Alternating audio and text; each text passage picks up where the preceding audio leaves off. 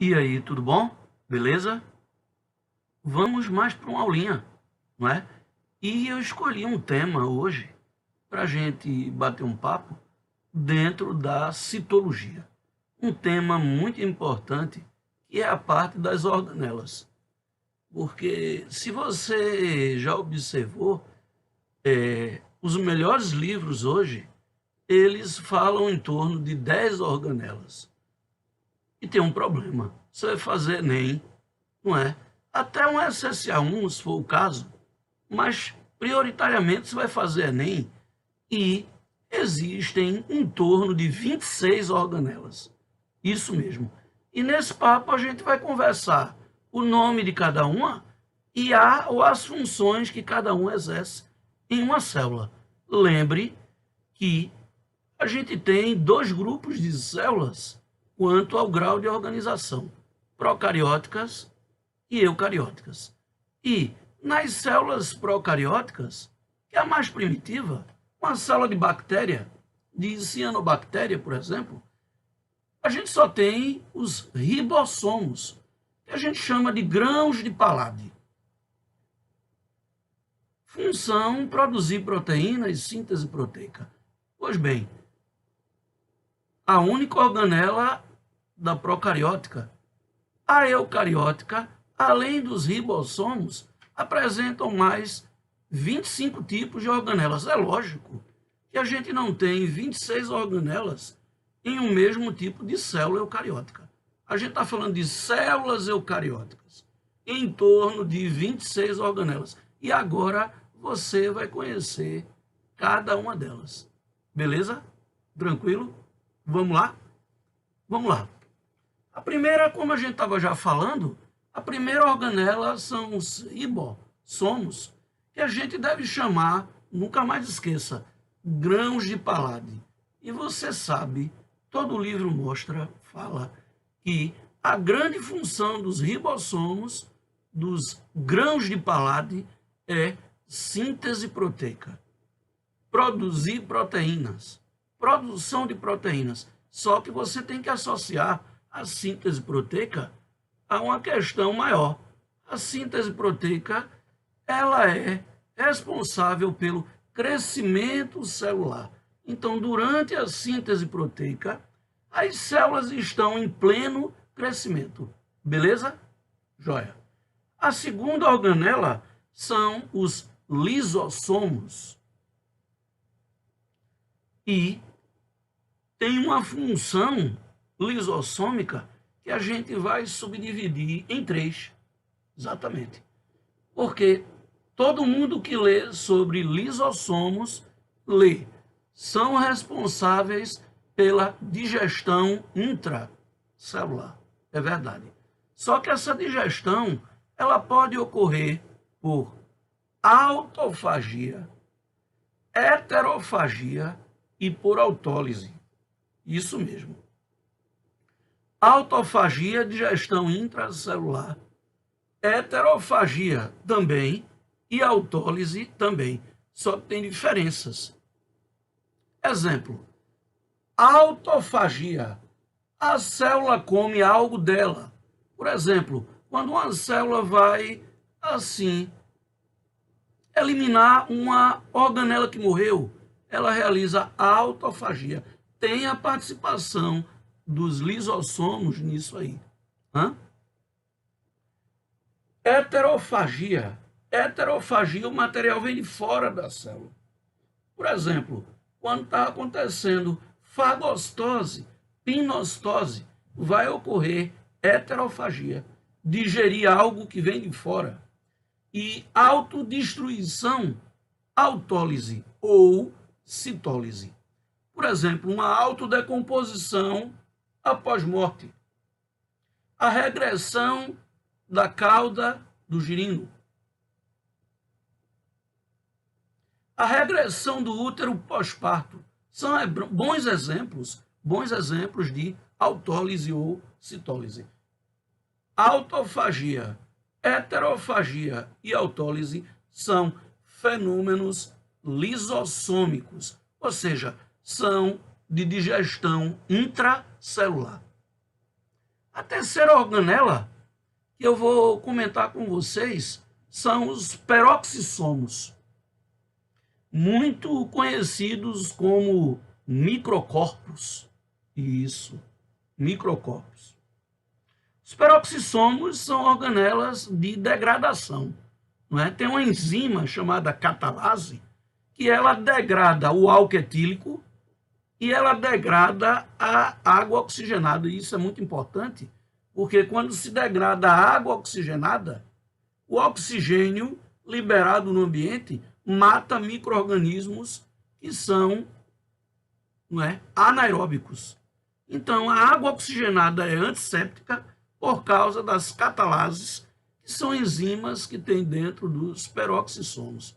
Então, degradar álcool e degradar H2O2, catalases, peroxidases. Veja o nome. São enzimas, as catalases, dos peroxissomos. A quarta organela é o esferossomo. Como, André? Esferossomo. Esferossomo, ele, nas células vegetais, ele é responsável pela digestão intracelular. Oxê, e célula vegetal tem lisossomo? Tem. Célula vegetal tem lisossomos com o nome de esferossomos. Eles realizam a digestão intracelular um pouco menor do que um lisossomo tradicional. Beleza? Então, os esferossomos respondem pela digestão intracelular em vegetais, presta atenção, realizando a autofagia, digerir algo da célula, e realizando a autólise, citólise. Lembre que célula vegetal tem parede celular, e a parede não deixa acontecer a heterofagia. Beleza? Tranquilo? Turminha, tem uma dupla, que seria a organela 5 e 6, hidrogenossomos, isso mesmo, hidrogenossomos e mitossomos. Essas duas organelas trabalham conjuntamente, fazendo o papel de uma mitocôndria em células que trabalham na ausência de oxigênio. Então, a respiração celular em células anaeróbicas, fermentadoras, eucarióticas, ocorre pelos hidrogenossomos e mitossomos. Respiração celular em células anaeróbicas. Beleza? Nós temos em células de protozoários, algas protistas e de fungos. Veja a coisa específica. Células de protozoários, algas protistas e de fungos. André, algas protistas euglenófitas, pirrófitas, crisófitas, clorófitas, rodófitas e feófitas. Isso mesmo. Nessas células existem os glioxissomos, que convertem lipídios e proteínas em carboidratos. Professor, por que essas organelas têm enzimas que convertem lipídios e proteínas em carboidratos? Porque carboidrato é fonte inicial, fonte primária de energia. Revise bioquímica. Sempre. Estudando para frente e revisando o que foi visto. Sempre. Lembrando que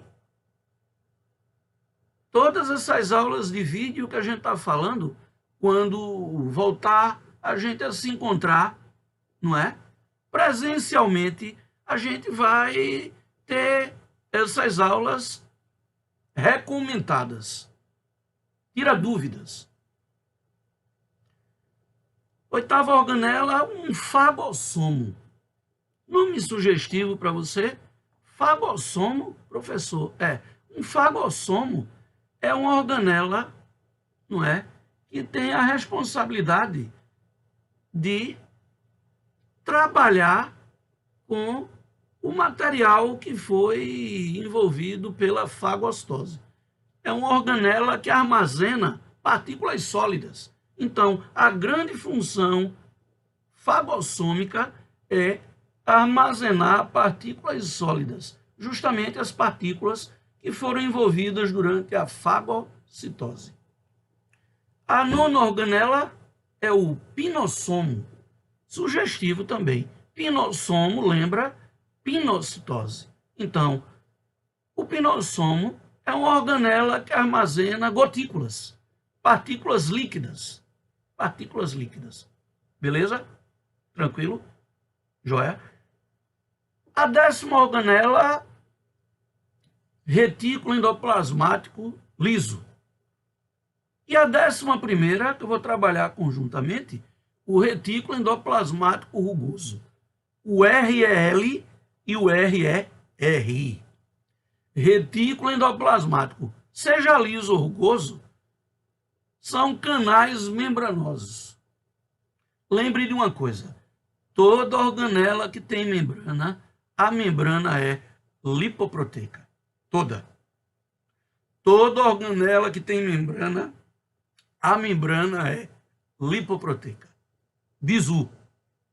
Pois bem, o retículo é liso porque não tem ribossomos e o retículo é rugoso porque tem ribossomos.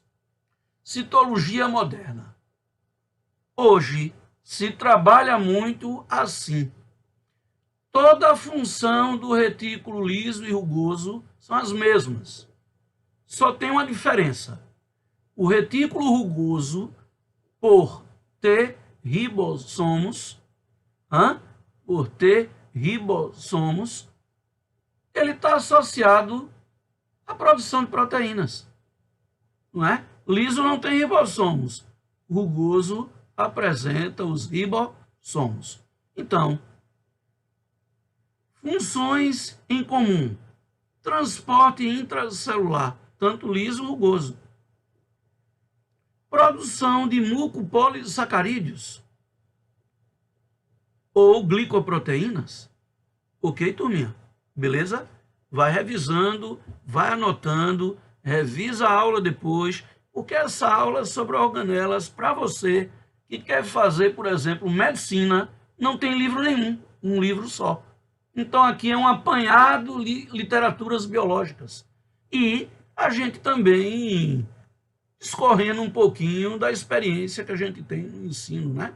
Pernambucano brasileiro. Beleza?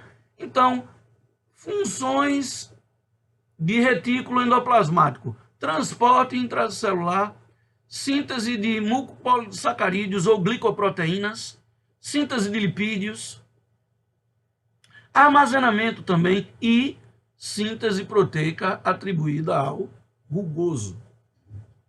Beleza? A 11ª organela é o complexo de Golgi. Complexo de Golgi, que é uma bolsa membranosa, e lembre, toda membrana é lipoproteica, e nessa bolsa a gente tem armazenamento de substâncias, secreção de substâncias, não é? Beleza? E lembre,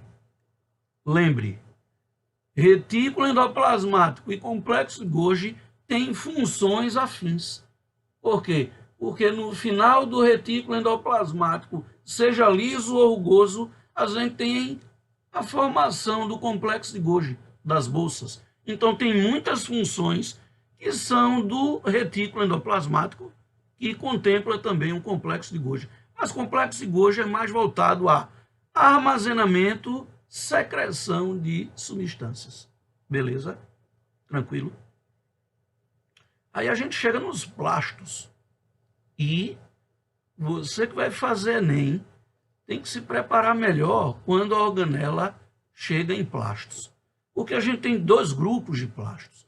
A gente tem os plastos coloridos, que a gente chama de cromoplastos, e a gente tem plastos incolores, que a gente chama de leucoplastos. Funções diferentes. Os plastos que têm cor, pigmentos, são os cloroplastos verdes, xantoplastos amarelos e eritroplastos, plastos vermelhos. Cloro, xanto e eritro, esses cromos coloridos realizam fotossíntese. Cuidado que nem todo plasto faz fotossíntese. Os cromos sim. Vou repetir: cromo, cloroplastos, xantoplastos, eritroplastos. São plastos coloridos que têm pigmentos fotossintéticos. Então, todo cromoplasto ele realiza fotossíntese. Muito bem. Mas tem os leucoplastos, que são os incolores. E serem incolores quer dizer que não têm pigmentos, não fazem fotossíntese. Os leucoplastos são amiloplasto, oleoplasto e os proteoplastos. Associe o nome. Amiloplasto armazena amido, oleoplasto armazena lipídios e proteoplastos armazenam proteínas. Beleza, turma? Tranquilo? Beleza mesmo? Tranquilidade? Certo. Aí a gente vai para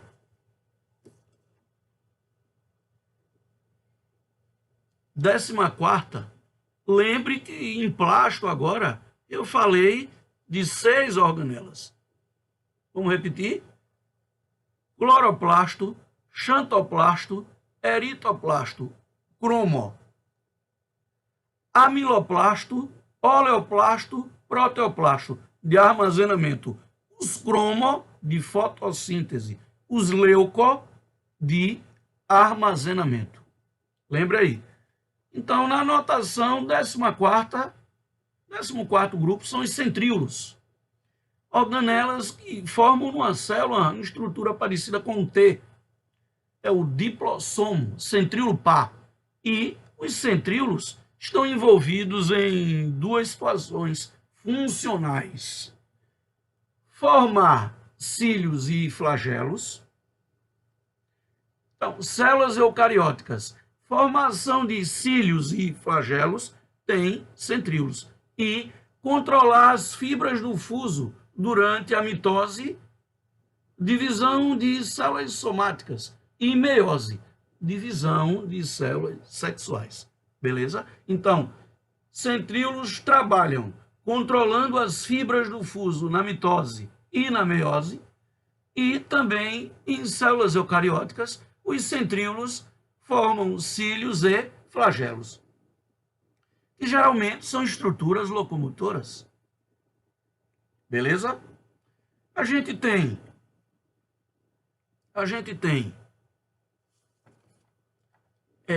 continuando, microtúbulos, que inclusive estão na estrutura dos centríolos, organelas formando organelas. Nada se perde, tudo se transforma. Lembre disso, isso é um Lavoisier ao vivo, ok? Então, na estrutura dos centríolos, a gente tem 9 trincas de microtúbulos em um cilindro e 9 trincas de microtúbulos em outro. Então, uma grande função dos microtúbulos é participar da estrutura dos centríolos. E os microtúbulos são formados de tubulina, que é uma proteína estrutural. Revisa bioquímica. A principal função de uma proteína é estrutural. Beleza?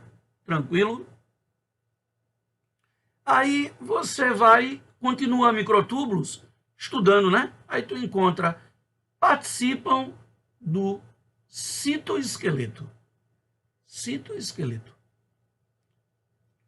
Só que tem a organela 16 e 17, microfilamentos e filamentos intermediários, que também participam do citoesqueleto. Então, preste atenção. Existem 3 organelas que participam da estrutura esquelética que mantém a célula na forma que ela se apresenta quando a gente olha de fora, que é o citoesqueleto. o esqueleto celular, 3 organelas: microtúbulos, microfilamentos e filamentos intermediários. Só que tem um detalhe, olha o bizu, como eu te falei, os microtúbulos são formados de tubulina. Os microfilamentos são formados de actina e miosina, outras proteínas estruturais. E os filamentos intermediários, anota aí, são formados de tubulina, actina, miosina, queratina e outras proteínas estruturais. Mas as 3 organelas, microtúbulos, microfilamentos e filamentos intermediários, participam na formação do citoesqueleto. Não esquece, beleza? E aí a gente chega em vacúolos. Aí a gente vai dividir em 3 grupos de organelas. Então, vacúolo não é um grupo, são 3 subgrupos. Tem vacúolos digestivos, muito encontrado em células de protozoários e animais, com a função de quebrar, digerir. A gente tem vacúolo digestivo na autofagia, autofágico, e na heterofagia, heterofágico. A gente tem vacúolos pulsáteis ou contrácteis. Vacúolos pulsáteis ou contrácteis são muito encontrados em protozoários de água doce, para manter o equilíbrio osmótico, manutenção hídrica. E a gente tem muito encontrado em células de algas e de vegetais, vacúolos de suco celular, também chamados vacúolos de reserva. Reserva de amido, amilífero. Reserva de água, aquífero. E reserva de ar, aerífero. Uma coisa muito importante que o Enem pergunta é onde a gente vai encontrar um vacúolo amilífero. A gente vai encontrar em uma raiz, em um caule, em um fruto, em um pseudofruto, em uma semente, por que não? Onde a gente vai encontrar vacúolo aquífero, que armazena água, em plantas xerófitas, em plantas que vivem no semiárido ou no árido, para armazenar no parênquima aquífero. E onde a gente encontra vacúolos de subcelular de reserva de ar, aerífero, em plantas que precisam manter folhas flutuantes, em plantas aquáticas. Beleza? Tranquilo, turma? Então aí, se você contar, reveja o vídeo e conte todas as organelas que a gente falou. A gente está falando em torno de 26 organelas que vão enriquecer muito esse momento de estudo seu. Joia? Tranquilo? Agora você dá uma paradinha e lista funcionalmente todas essas organelas que eu passei para você e eu comentei, não é? Boa parte das funções delas. Beleza? Vou repetir as organelas. Vê.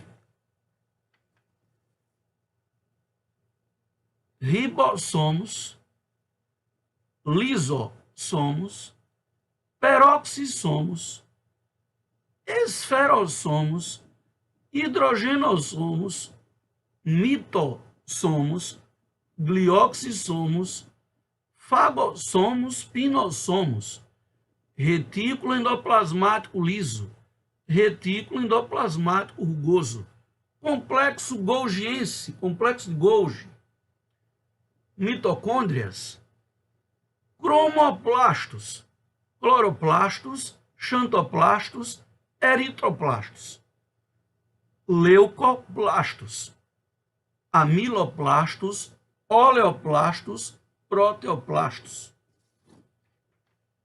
centríolos, microtúbulos, microfilamentos, filamentos intermediários, vacúolos digestivos, vacúolos pulsáteis ou contrácteis e vacúolos de suco celular de reserva.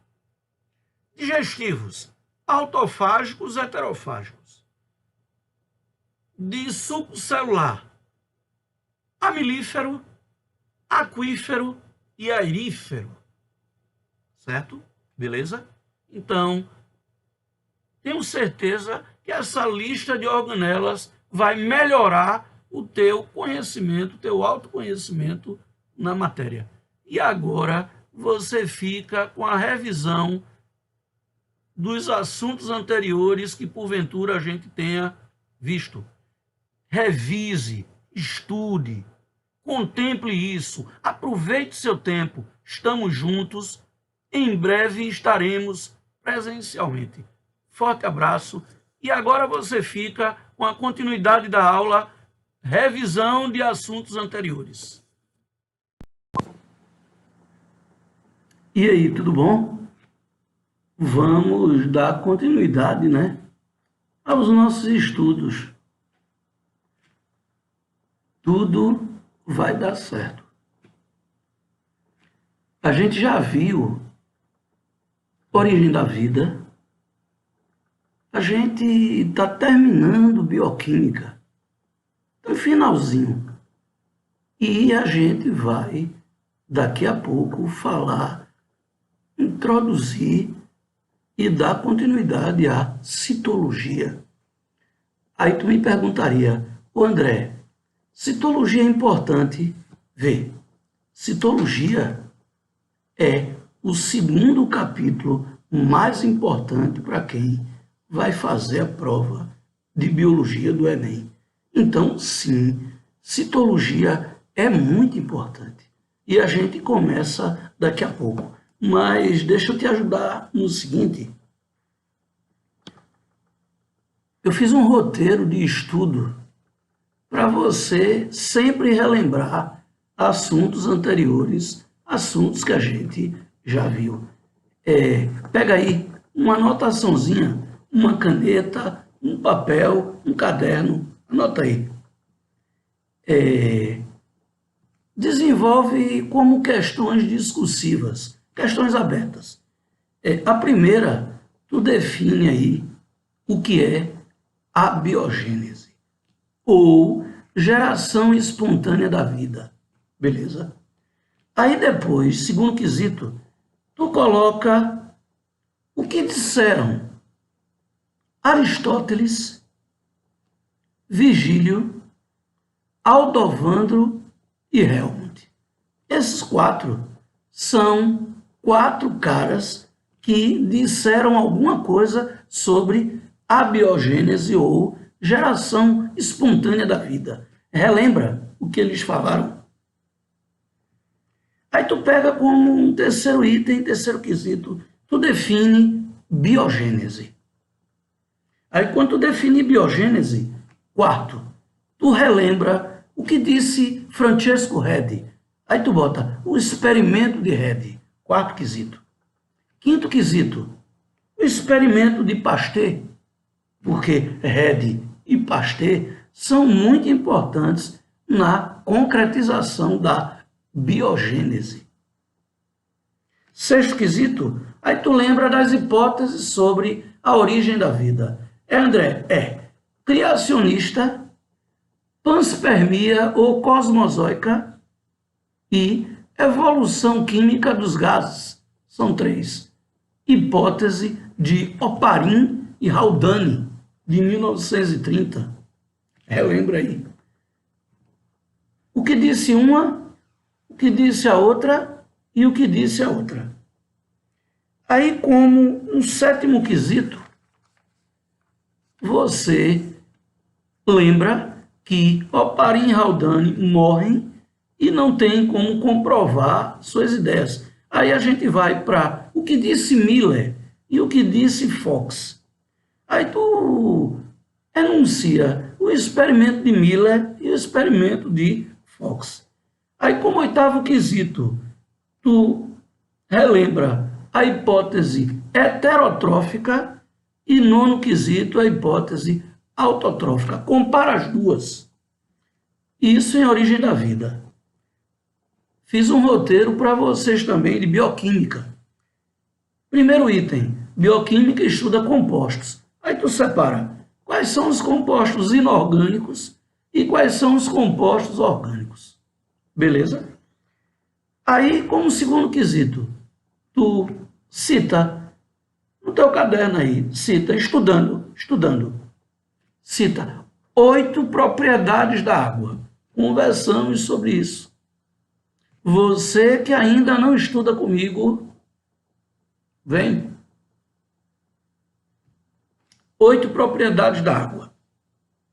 Procure entender as propriedades, bota no dia a dia. O Enem vai querer muito isso.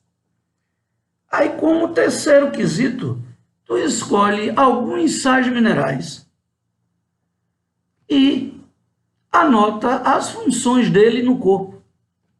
As funções deles no nosso corpo. Beleza? Vou te dar umas ideias. Selênio, zinco, fosfato, flúor, cálcio, ferro, magnésio, sódio, potássio e iodo. Aqui eu te falei 10 sais minerais. Nesses 10, está alguma coisa que vai estar na tua prova do Enem. Beleza? Como quarto quesito desse roteiro de bioquímica, tu começa a pensar em carboidratos. André, eu penso em quê? Sinônimos, definição e tipos. Aquele negócio lá de monossacarídeos, oligosacarídeos, polissacarídeos. Aí tu vê os mono mais importantes, os oligo são os disacarídeos mais importantes e os homopolissacarídeos e os heteropolissacarídeos. Cada um tem uma função biológica e o Enem vai te pedir isso. Aí tu relembra, beleza? Como quinto quesito, antes, um pouquinho voltando a carboidratos, tu fecha falando das funções dos carboidratos. Voltando quinto, tu abre o papo de lipídios. André, o que é que eu faço nessa revisão? Assim, anoto de lipídios, estudo, faço o resumo, tá valendo tudo. Sinônimos de lipídios, definição de lipídios, propriedades específicas dos lipídios, tipos de lipídios e funções dos lipídios. Beleza? Anotei aqui como questão 6, tu desenvolve proteínas. André, eu desenvolvo o quê? Sinônimo de proteínas, definição de proteínas, tipos de proteínas, estrutura das proteínas, muito importante, aquele negócio de proteína primária, secundária, terciária, quaternária, isso é muito importante para o Enem. E as funções. Aí, quando tu estiver vendo funções das proteínas, aí tu vai encontrar catalisadoras. Proteínas catalisadoras são as enzimas. O André, toda enzima é uma proteína? Não. Existem as ribozimas, que são de RNA. Porém, tirando as ribozimas, todas as outras enzimas são, sim, proteínas. Aí você cita, estudando enzimas, as principais propriedades: temperatura ideal, pH específico e substrato específico. Procure entender, dar exemplos, ler um pouco sobre isso. Aí, item 8, vitaminas. Aí tu vai dividir lipossolúveis, DECA, D-E-K-A, e hidrossolúveis,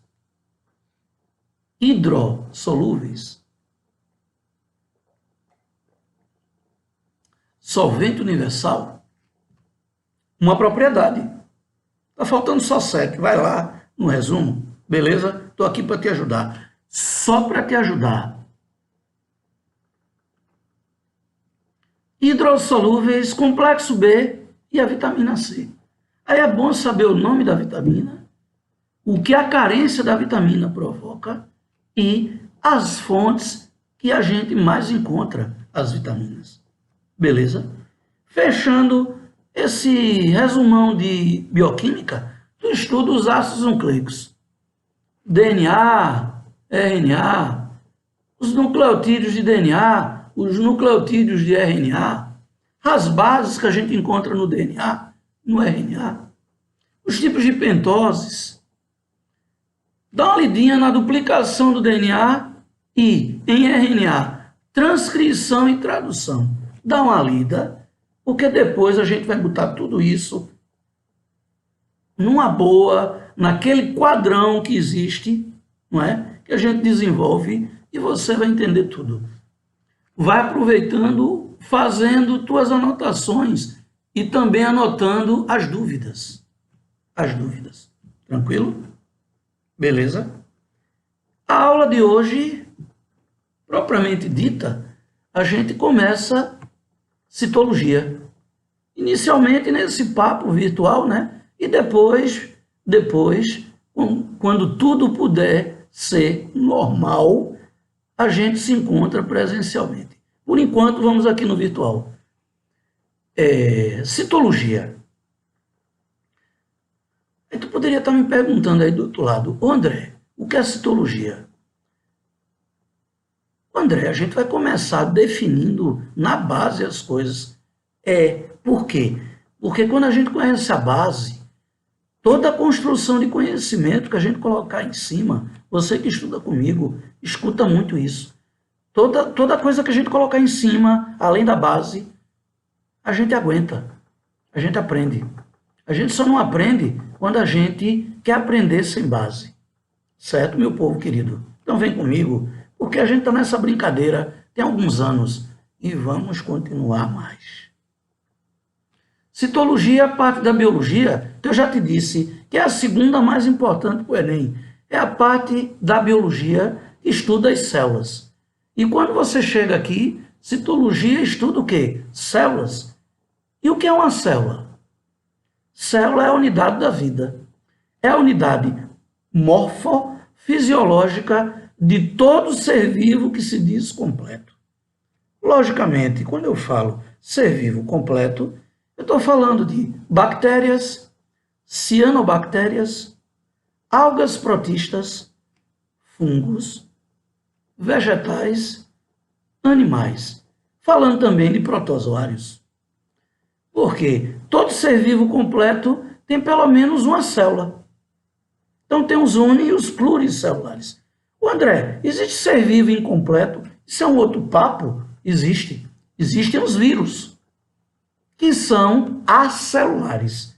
Mas, como eu te disse, isso é um outro papo. Então, célula é a unidade morfofisiológica de um ser vivo completo. Beleza? Tranquilo? E aí tem o seguinte. Existe no programa do Enem um chamado histórico celular, que diz o seguinte. Por volta de 1665, um físico inglês chamado Robert Hooke pegou um pedaço de casca de árvore, um pedaço de cortiça. Sabe o que ele fez? Ele pegou a casca de árvore, a cortiça, e colocou no microscópio. E a cortiça, casca de árvore, é chamado na botânica de tecido suberoso. Suber. É um tecido vegetal morto. E quando o Hooke colocou no microscópio que ele criou, que ele era especialista físico, especialista em lentes, quando o Hooke fez o foco, ele viu células, espaço. Ele chamou de células lojas lacunas e idealizou que antes do tecido morrer, as células guardavam células. Então o nome célula, que imortaliza o estudo da citologia, foi criado em torno de 1665 por Robert Hooke. E isso é o histórico celular. Muito bem. Depois do histórico celular, a gente tem a teoria celular. Sheldon Schwann. Isso pronunciando os termos alemães em português. Então, Sheldon e Schwann são responsáveis pela teoria celular, que tem 3 básicas diretrizes. A célula é a unidade da vida. Todo ser vivo é formado de célula. Toda célula se origina de outra célula pré pré-existente. Vou repetir. Sheldon e Schwann, que são os principais das diretrizes da teoria celular, disseram o seguinte: célula é a unidade da vida. Todo ser vivo é formado de célula e toda célula se origina de outra pré-existente.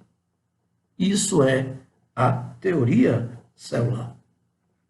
Quando você se apropria disso, você entra mais na citologia e você começa a estudar os tipos de células.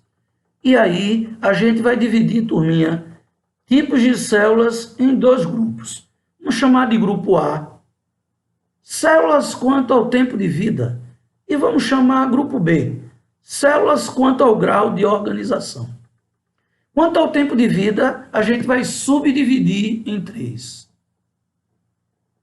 lábeis, estáveis e permanentes. André, o que é uma célula do grupo das lábeis? São células que têm uma vida curta, têm alta taxa metabólica e constantemente o corpo precisa substituir. Toda célula que o corpo substitui periodicamente, a gente chama de células lábeis. Exemplos: glóbulos vermelhos, glóbulos brancos, espermatozoides e ovócitos secundários. Vamos a fundo mesmo nesse papo. André, glóbulos vermelhos, glóbulos brancos, espermatozoides e ovócitos são células lábeis? Células que vivem pouco e, consequentemente, periodicamente o corpo substitui. Tempo médio de um glóbulo vermelho, 120 dias. De um glóbulo branco, de 15 dias a 350 dias. Vai depender do glóbulo branco. Espermatozoide e ovócito 2, até após serem liberados, até 72 horas. Em torno de 3 dias. Beleza? E lembrando que glóbulos vermelhos a gente chama também de hemácias ou eritrócitos. E glóbulos brancos a gente chama de leucócitos, células de defesa. Beleza? Essas células são lábeis. André, o que são células estáveis? Estáveis são células que têm uma vida regular, uma vida estabilizada, uma vida equilibrada. E quando são necessários, quando a condição se faz necessária, o corpo a substitui. Então é uma célula equilibrada que dá estabilidade ao corpo, às estáveis, mas que quando o corpo precisa, pode substituí-las. Exemplos: células ósseas, células cartilaginosas, algumas células musculares, alguns neurônios. Nem todos os neurônios são células permanentes. Os neurônios da medula cerebral, do centro do cérebro, esses neurônios são estáveis.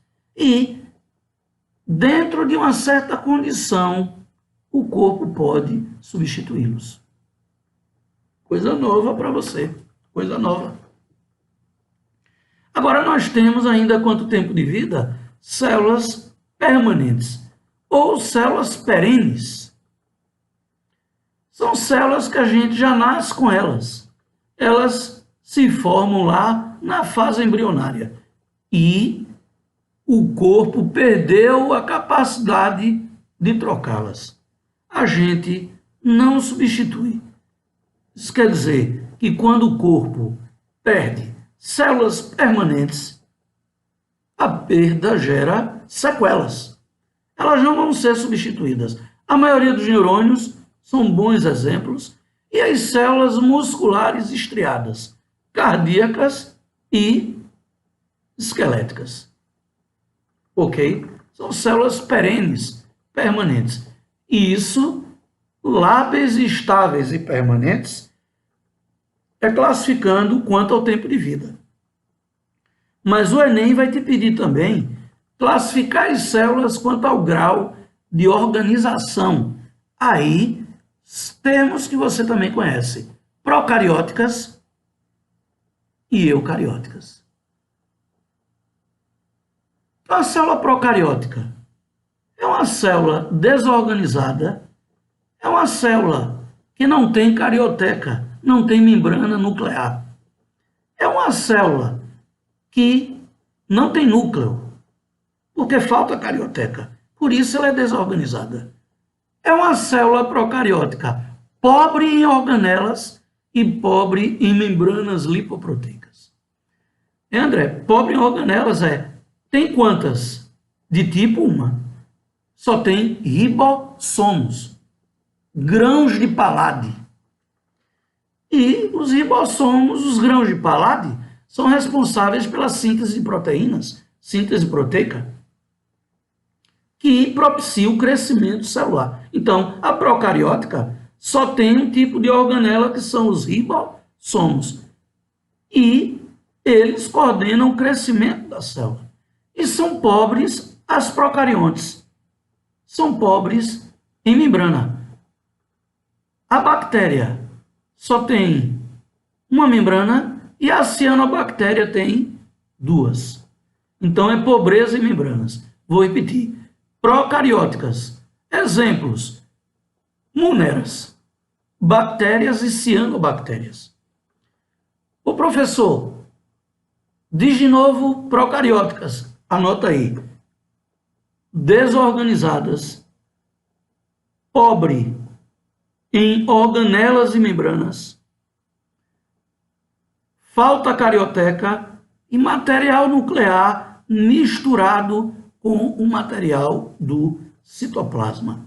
Mas veja, só os moneras são procariontes. Todos os outros reinos, protoctista, fungi, metafita e metazoa. Traduzindo: protozoários e algas protistas, fungos, vegetais e animais, todos nós somos eucariontes. Por que, André? Porque temos células eucarióticas. Células eucarióticas são organizadas, têm carioteca, núcleo separado do citoplasma, individualizado, riqueza em organelas, riqueza em membranas lipoproteicas. Então, é o inverso das células procarióticas. Procarióticas mais primitivas, eucarióticas mais evoluídas. Vou te mostrar tudo isso. Você precisa estar comigo. Entendeu? Se ligue. Vem. Um item interessante quando a gente distingue células quanto ao tempo de vida, lábeis estáveis permanentes. Células quanto ao grau de organização, procariotas e eucariotas. É a gente estudar partes gerais de uma célula. O que é ao total, sem distinguir se a célula é mais primitiva ou mais evoluída. O que é que no máximo uma célula pode ter? Parede celular, membrana plasmática, citoplasma e ou vai ter material nuclear ou vai ter núcleo. Beleza? Parede, membrana, citoplasma, material nuclear ou núcleo. Se for procariótica, tem material nuclear. Se for eucariótica, tem núcleo verdadeiro. Beleza? Aí vê, o primeiro item é parede celular. Aí, professor André, o que é que eu preciso saber para fazer Enem de parede celular? Você precisa saber que parede celular é a mesma coisa que membrana esquelética ou membrana celulósica. Isso seriam os sinônimos. Sinônimos de parede celular: membrana esquelética ou membrana celulósica. Depois você precisa saber definir parede. Parede é um envoltório rígido e espesso que existe na maioria das células. Beleza? Essa rigidez lembra a função. André, qual é a função de uma parede? Qualquer célula que tem parede celular, ela está mais bem protegida do que uma que não tem. Então, a grande função da parede é proteção celular. Professor, tu disseste que tem na maioria das células. Bactérias, cianobactérias, algas protistas, fungos e vegetais. Vou repetir.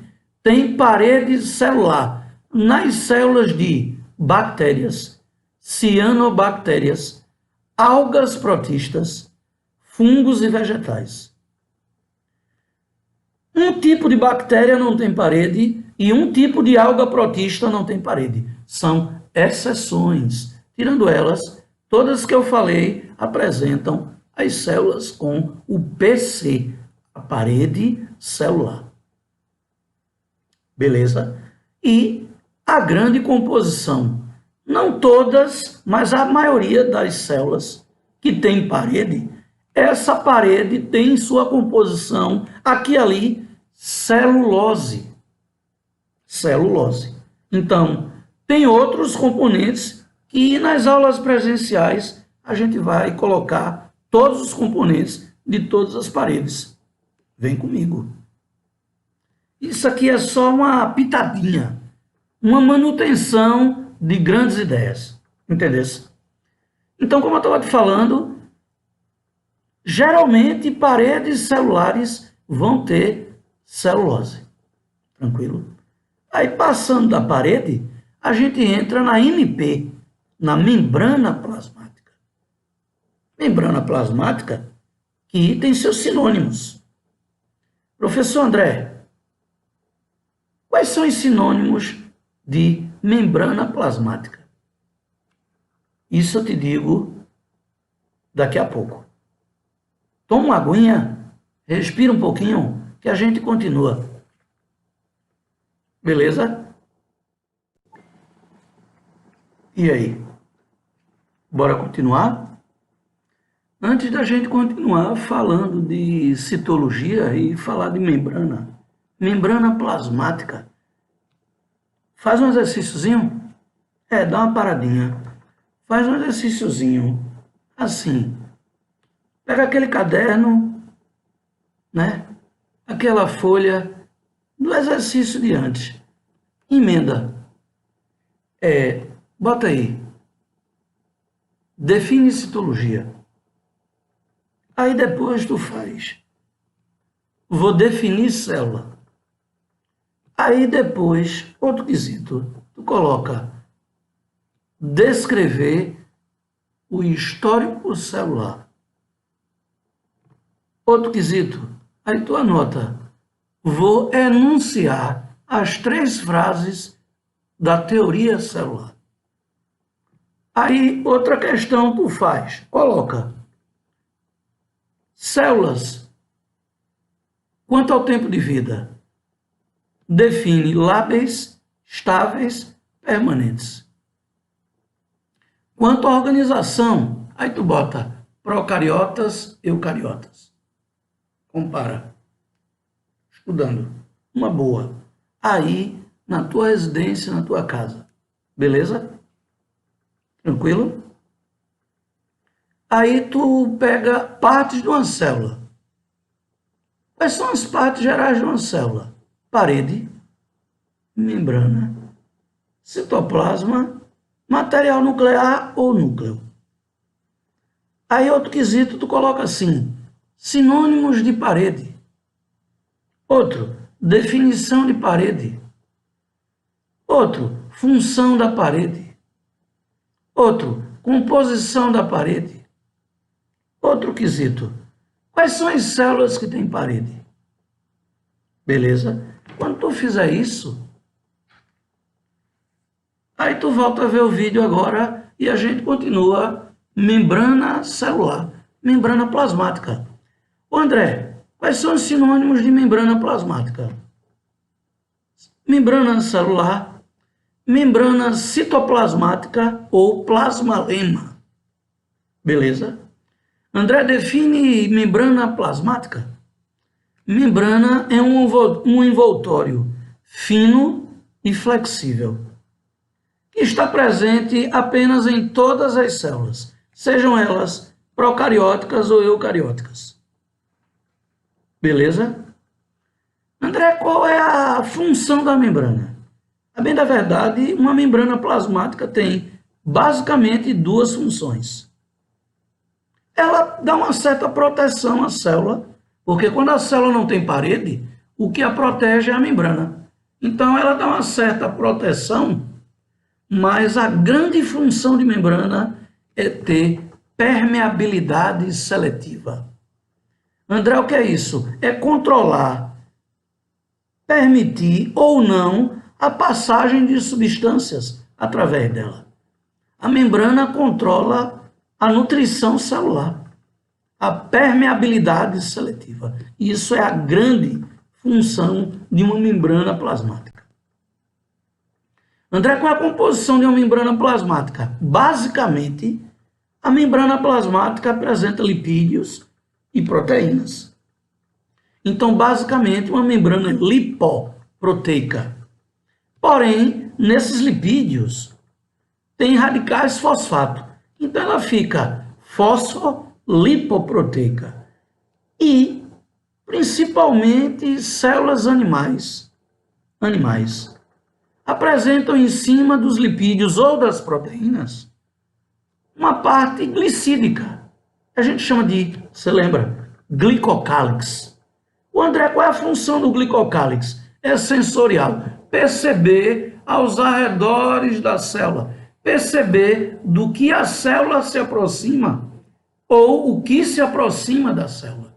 A parte sensorial da membrana é o glicocálix. Então, uma composição mínima, a membrana plasmática é lipoproteica. Em composição máxima, ela pode ser, escute, aprenda, glicofosfolipoproteica. Glicocálix, fosfo, radicais fosfato, lipolipídios, proteica, proteínas. Beleza? Tranquilo? E uma membrana plasmática tem propriedades específicas. Ela tem grande elasticidade. Além de ser muito elástica, a membrana é semipermeável. Deixa passar algumas coisas, outras não. E tem uma propriedade muito importante que tem a ver com regeneração corporal. Quando a membrana sofre uma lesão, dependendo da lesão, ela pode se recuperar, dependendo da lesão. Não é sempre, mas pode acontecer. Ok? Vou te repetir. 3 propriedades que o Enem cobra muito de membrana plasmática. Elasticidade, semipermeável e, quando lesada, pode se regenerar. Tranquilo? Tem um item muito importante que é o transporte através da membrana. Transporte passivo, transporte ativo e transporte em bloco. E tem uma grande diferença aí. O bloco é um tipo especial de transporte ativo. Isso quer dizer que envolve um grande gasto de energia.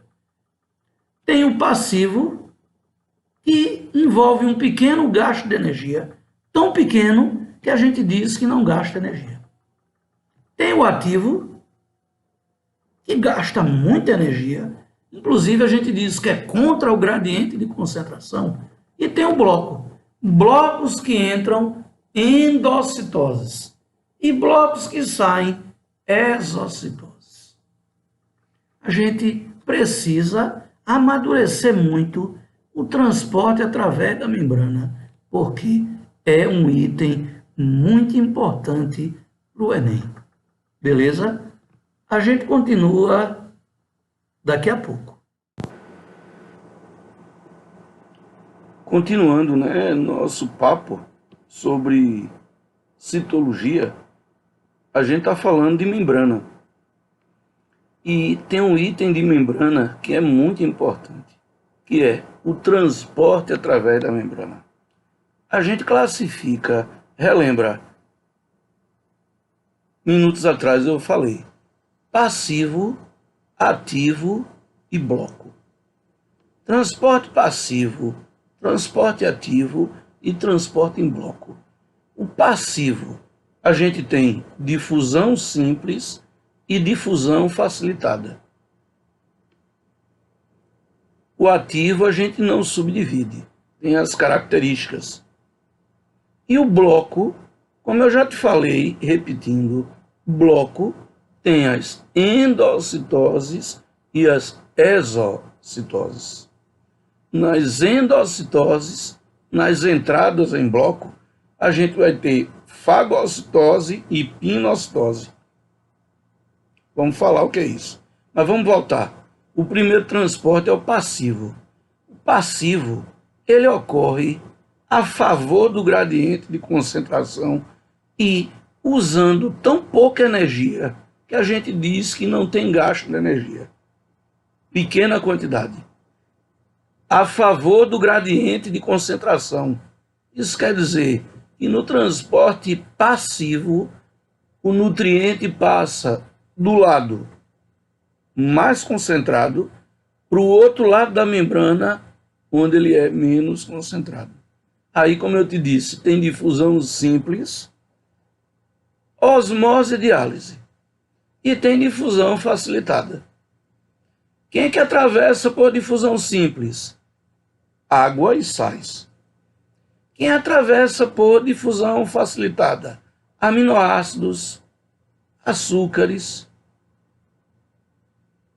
Beleza? Tranquilo? Se você inverter as características da difusão simples, facilitada, que é passivo, você encontra o transporte ativo. Transporte ativo ocorre gasto de energia, ou um grande gasto de energia. É contra o gradiente de concentração. E o ativo ocorre do menos concentrado para o mais concentrado. Como, por exemplo, o que atravessa a membrana por difusão facilitada também vai atravessar por transporte ativo. Ou seja, aminoácidos, vitaminas, ok? Porém, tem um grande exemplo de transporte ativo que cai muito no Enem, que é a bomba de Na+, e K+. A bomba de sódio e potássio. Bomba de sódio e potássio. Transmissão de impulso nervoso. Toda vez que está ocorrendo transmissão de impulso nervoso, está ocorrendo grande gasto energético. Prática. Se você ficar estudando, pensando 5 horas, gasta uma quantidade de energia. Se você passar 8 horas, você gasta mais. O cansaço mental de quem estuda 8 horas é maior do que quem estuda 5 horas. Então, lembre, bomba. Bomba gasta energia. Toda bomba do corpo gasta energia e é transporte ativo. Tem um exemplozinho físico que dá para a gente entender porque biologia e física são ciências da natureza. Porque pelo exemplozinho físico, a gente entende transporte passivo e ativo. Lá vai o exemplo. Imagine que você chegou para visitar alguém em um edifício e o elevador não é uma opção, está quebrado. Ou não existe ou está quebrado. Aí você vai ter que subir 10 andares.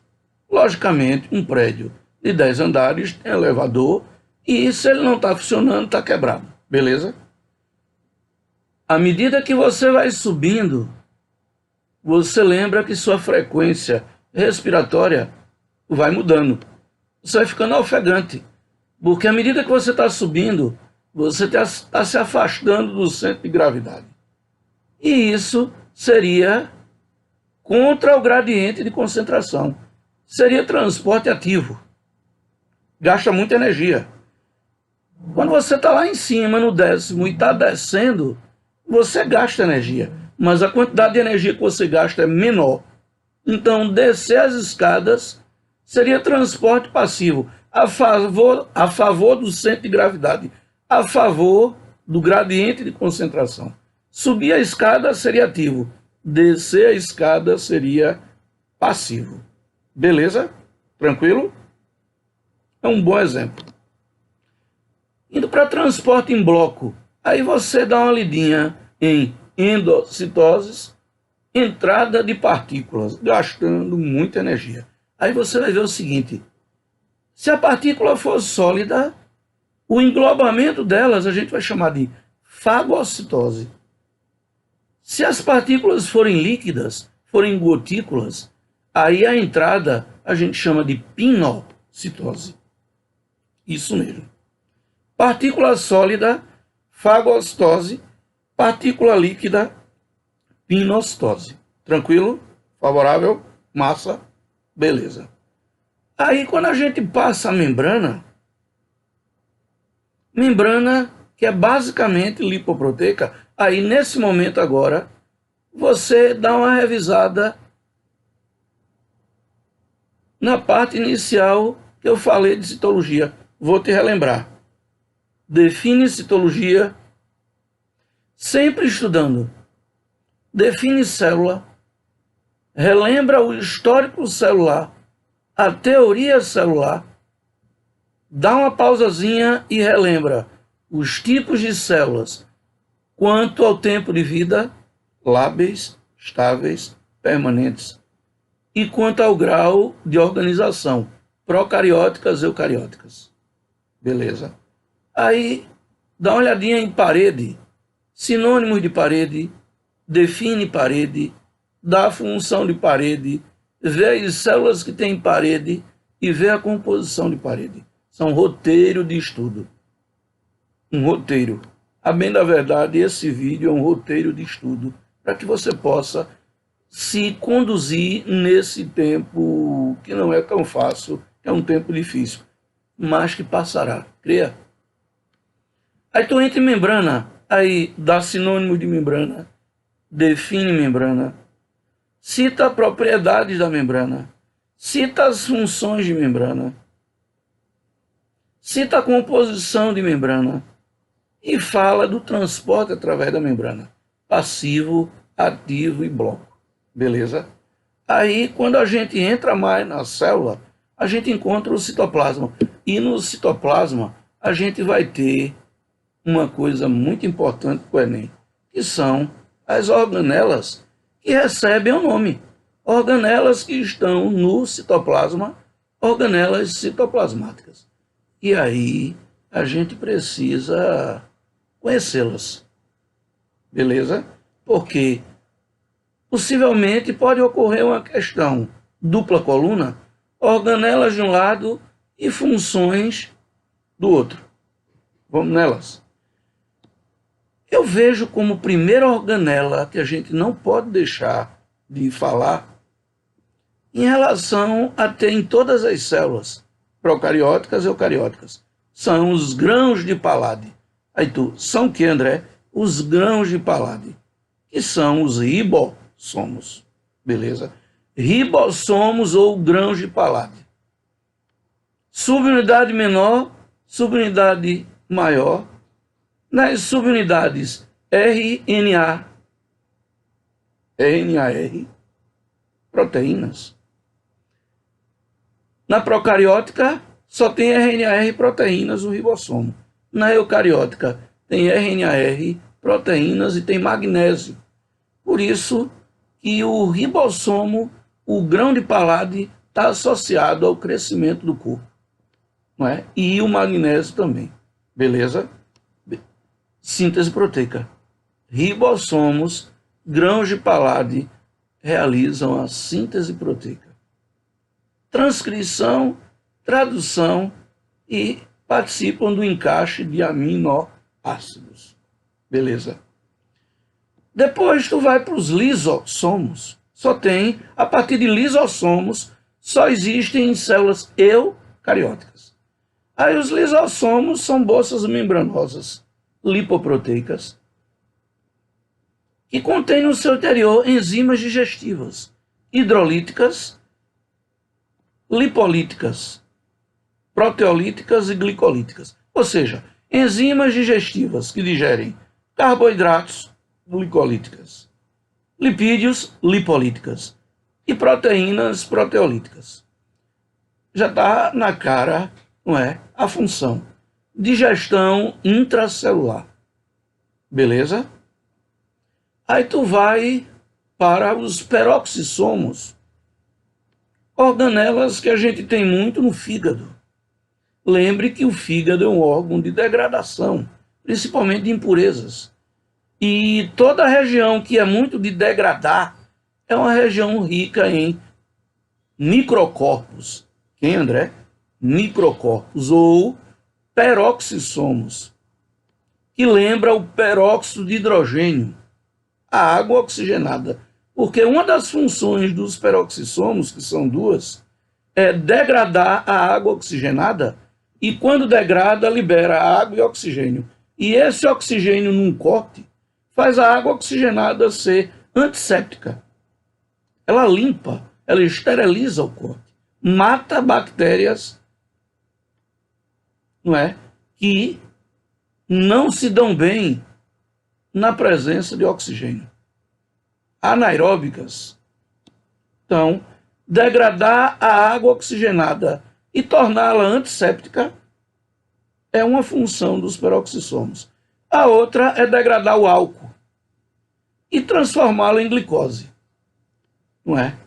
Beleza? Tranquilo? Então, peroxissomos, microcorpos, tem a ver com degradação de álcool etílico em glicose e de água oxigenada, tornando-a antisséptica. Beleza? Aí tu dá uma olhadinha em organelas mais tradicionais, tipo retículo endoplasmático. Se ele não tiver ribossomos, ele é o liso. Se ele tiver ribossomos, ele é o rugoso. Hã? Beleza? Tranquilo? Funções gerais. Você não pode esquecer de transporte intracelular. Através do retículo liso e rugoso, ocorre transporte de substâncias. E o rugoso, ele é rugoso por quê, turminha? Porque tem ribossomos. Então, o rugoso também está ligado à síntese de proteínas. Tranquilo? Eu continuo daqui a pouco. Voltando e continuando organelas, a gente fala do complexo de Golgi. Uma bolsa membranosa lipoproteica, células eucarióticas. Eu já tinha avisado que a partir de lisossomos, todas as organelas são em células eucarióticas. Nem todas têm, mas quando ocorrem, são células eucarióticas. Pois bem, o complexo de Golgi é uma bolsa. E aí eu te pergunto, ferinha, o que é que tu faz com a bolsa? Armazena. E depois tira. É justamente para tu lembrar de armazenamento e secreção. O complexo de Golgi, o complexo golgiense, é de armazenamento e secreção. Aí depois tu vai para as mitocôndrias. Mitocôndrias seria a casa de força da célula. As mitocôndrias são de quê? De respiração celular. Aí depois vai para os plastos. E aí em plastos a gente tem uma coisa muito importante. A gente tem uns plastos coloridos, cromoplastos. E a gente tem plastos incolores, leucoplastos. Os plastos coloridos, os cromo, tem cor, eles são de armazenar luz, tipo cloroplasto. Então, os cloroplastos, que representam os cromoplastos, realizam fotossíntese. Já os leuco, são os incolores, são de armazenamento. Amiloplasto, oleoplasto, proteoplasto. Pelo prefixo, se ligue. Amiloplasto armazena amido. Oleoplasto armazena óleos, lipídios, gorduras. Proteoplasto armazenam proteínas. Então a gente tem plastos fotossintéticos, cloroplastos, exemplo, E a gente tem plastos de armazenamento. Amiloplasto, exemplo. Beleza? Aí tu chega nos centríolos. E nos centríolos tu observa dois cilindros. Um diplossomo, centríolo par. E os centríolos participam da formação de cílios e flagelos, é uma função. E a outra, que cai mais no Enem, é controlar as fibras do fuso durante a mitose e durante a meiose, que são as divisões celulares. Beleza? Então, centríolos, formação de cílios e flagelos e controlam fibras do fuso durante a divisão celular mitótica e meiótica. Belezinha? Tranquilo? Massa? Aí tu chega em microtúbulos, microfilamentos e filamentos intermediários. Aí microtúbulos, microfilamentos e filamentos intermediários vão ser responsáveis pelo citoesqueleto. André, o quê? Citoesqueleto, esqueleto da célula. É um emaranhado de tubos mais finos, mais grossos, mais compridos, menos compridos, à base de proteínas, microtúbulos, microfilamentos e filamentos intermediários. São organelas não membranosas em forma de canais e são estruturas proteicas e são responsáveis pelo citoesqueleto. Citoesqueleto. Beleza? Tranquilo? Massa. Então tu já tem aí uma certa quantidade de organelas para estudar. Beleza? Vou repetir. Ribossomos, lisossomos, peroxissomos, retículo liso rugoso, complexo de Golgi, mitocôndrias, plastos, centríolos, microtúbulos, microfilamentos, filamentos intermediários. Umas 12 a 13 organelas aí. Beleza? Lembrando que nas aulas presenciais chegaremos a 26 organelas. Uma célula hoje eucariótica, presta atenção, moderna, pode conter 26 organelas. Na aula presencial, em breve, veremos todas. Você que está assistindo e que ainda não estuda comigo, estou sempre à sua disposição. Venha. Vamos ver como você vir, beleza? Mas continuando o papo de citologia, a gente chega no núcleo. Porque a gente passa pelas organelas citoplasmáticas. Não existem só organelas no citoplasma. Existem organelas também no núcleo. Tranquilo? Beleza? André, quem são as organelas do núcleo? Os nucléolos e os cromossomos. Aí você tem um núcleo completo, tem a carioteca, a membrana, tem o suco nuclear, tem os cromossomos e tem os nucléolos. O professor, a carioteca, ela é vedada ou ela é porosa? A carioteca é porosa. Ela é rica em poros anuli. E ela é uma membrana dupla lipoproteica. Só existe núcleo verdadeiro se existir carioteca. Tá certo? Beleza? Tranquilo? Massa. Aí tem o suco nuclear, que é o material gelatinoso que preenche o núcleo. Mergulhado nele, cromossomos, que vai depender do número da espécie, para ter o número de cromossomos. Ok? Beleza? A espécie humana tem cariótipo 46C. 23 cromossomos do espermatozoide.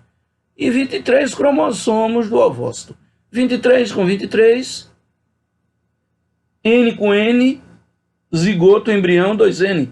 46 cromossomos. Um embrião humano. E os cromossomos têm DNA. E o DNA vai responder pelo código genético da gente. Tranquilo? Beleza.